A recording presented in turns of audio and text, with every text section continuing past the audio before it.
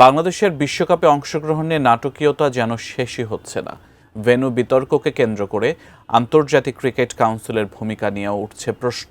অন্যদিকে ভারতের পক্ষ থেকে একের পর এক বিস্ফোরক মন্তব্যে বাড়ছে টানাপোড়েন। বিস্তারিত শিহাব ইসলামের ডেস্ক রিপোর্টে। আসন্ন টি-20 বিশ্বকাপে বাংলাদেশের ম্যাচ আয়োজনের ভেন্যু নিয়ে চলমান বিতর্কে কড়া অবস্থান নিয়েছে আন্তর্জাতিক ক্রিকেট কাউন্সিল আইসিসি। ভারতের মাটিতে ম্যাচ খেলতে আপত্তি জানিয়ে আগেই আইসিসিকে চিঠি দিয়েছিল বাংলাদেশ ক্রিকেট বোর্ড বিসিবি। বিকল্প হিসেবে শ্রীলঙ্কায় ম্যাচ আয়োজনের প্রস্তাবও দেওয়া হয়। তবে একাধিকবার বৈঠকের পর সেই প্রস্তাবে সাড়া না দিয়ে উল্টো কঠোর সিদ্ধান্তের কথা জানিয়ে দিয়েছে আইসিসি। বুধবার আইসিসি বোর্ডের ভার্চুয়াল বৈঠকে স্পষ্ট জানিয়ে দেওয়া হয়, পূর্বনির্ধারিত সূচি অনুযায়ী অনুষ্ঠিত হবে টি-20 বিশ্বকাপ। ফলে বাংলাদেশের ম্যাচগুলোও খেলতে হবে ভারতের মাটিতেই। এমনকি সিদ্ধান্ত না মানলে বাংলাদেশকে বাদ দিয়ে বিকল্প দলকে সুযোগ দেওয়ার কথাও উঠে আসে আলোচনায়। আর এই সিদ্ধান্তকে স্বাগত জানিয়েছেন সাবেক ভারতীয় ক্রিকেটার আতুল ওয়াসান। ভারতীয় বার্তা সংস্থা ইএনআইকে দেওয়া প্রতিক্রিয়ায় তিনি বলেন, আইসিসি সঠিক সিদ্ধান্ত নিয়েছে। তার ভাষায়, একটি দল হঠাৎ করে এত বড় টুর্নামেন্টকে চাপের মুখে ফেলতে পারে না।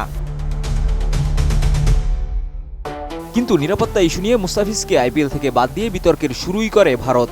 আর আইসিসি তখন ছিল নীরব ভূমিকায়, যেন মেরুদণ্ডহীন প্রাণী। ভারত পাকিস্তানের মধ্যকার দ্বন্দ্ব ক্রিকেটে ছড়িয়ে এশিয়া কাপের শিরোপা না গ্রহণ করা, কিংবা দীর্ঘদিন ধরে ভারতের পাকিস্তান সফরে না যাওয়া, এমনকি ম্যাচে হাত না মেলানোতেও নীরব ভূমিকায় আইসিসি, যা সরাসরি প্রশ্ন তোলে আইসিসির ভূমিকায়। বাংলাদেশের অবস্থান নিয়ে কটাক্ষ করতেও ছাড়েননি ওয়াসান। তিনি বলেন, আইপিএলে কলকাতা নাইট রাইডার্স থেকে মোস্তাফিজুর রহমানকে বাদ দেওয়ার ঘটনায় বাংলাদেশ অভিমান করেছে। তার মন্তব্য, বাংলাদেশ না এলে ক্রিকেটের কোনো ক্ষতি হবে না, চাইলে স্কটল্যান্ডকে নেওয়া যেতে পারে। বাংলাদেশ টুর্নামেন্ট জয়ের দাবিদার দল নয়। নোভা এলইডি টিভি, ঝকঝকে ছবি, নিখুঁত শব্দ, 5 বছরের ওয়ারেন্টি। নোভা মানে সঠিক মান, নিশ্চিত সেবা। আইসিসির সিদ্ধান্ত অনুযায়ী আগামী 7 ফেব্রুয়ারি 2026 শুরু হচ্ছে টি-20 বিশ্বকাপ। কলকাতার ইডেন গার্ডেন্সে দুইবারের চ্যাম্পিয়ন ওয়েস্ট ইন্ডিজের বিপক্ষে ম্যাচ দিয়ে আসর শুরুর কথা লিটন দাসের নেতৃত্বাধীন বাংলাদেশ দলের। এরপর 9 ফেব্রুয়ারি একই ভেন্যুতে ইতালির মুখোমুখি। এছাড়া ইংল্যান্ডের বিপক্ষেও ম্যাচ রয়েছে কলকাতায়। আর গ্রুপ পর্বের শেষ ম্যাচ মুম্বাইয়ের ওয়াংখেড়ে স্টেডিয়ামে নেপালের বিপক্ষে খেলার কথা টাইগারদের। কিন্তু বাংলাদেশ এখনও সোচ্চার ভারত এবং আইসিসির সিদ্ধান্তের বিরুদ্ধে। আর ক্রিকেট ভক্তরা এখনও অনিশ্চয়তায় বাংলাদেশের অংশগ্রহণ নিয়ে।